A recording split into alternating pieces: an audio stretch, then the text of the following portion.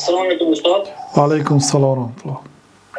یک سوال داشتم من بسیار وسوسه میشم از شیطان گویا که یگان کار شرکی کردیم یا بعد از اونه که وضوء کردم گویا که پیشا برمونده است یکشم مرسلت میداده از کلا خیرم پیش کی ایاکم وسوسه یکی از علاج آن پناه طلب کردن به ذات بزرگوار، پناه طلب کردن به الله تعالی از وسوسه شیطان. اعوذ بالله من الشیطان الرجیم.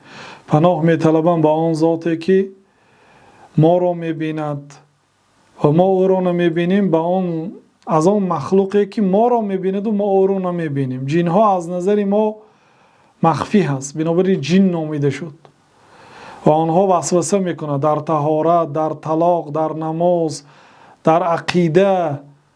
نعوذ بالله آمده وسوسه میکند و شیطان دشمن آشکارا هست. مقصدش گمراه و کافر کردن انسان است تا آخرین لحظه هایی که جان انسان از بدنش میبراید کوشش و غیرت میکند و انسان مبارزه باید برد. یکی از سبب ها برای دفع وسوسه و بزرگترینش این دعا هست که از الله تعالی یا مقلب القلوب ثبت قلبی علی دینک، ای آن ذاتی که قلبها را به هر طرف میگردانی، قلبی مرا در دینت استوار گردان. توفنی مسلما، مرا از این دنیا مسلمان وفات کنان.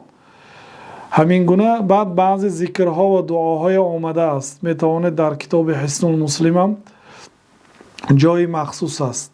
دعای من اصابه الوسوسه، دعای آن کسی که به وسوسه گرفتار شده است.